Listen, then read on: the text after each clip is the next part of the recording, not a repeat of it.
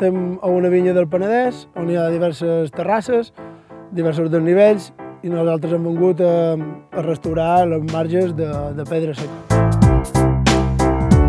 A l'estar situats damunt un turó, nosaltres construïm aquests marges perquè, de no ser-hi, la terra, degut a la pluja, s'aniria esllavissant i aniria perdent molta terra. I la funció d'aquests marges és aguantar la terra i aconseguir tenir sempre les terrasses a punt per fer vinya.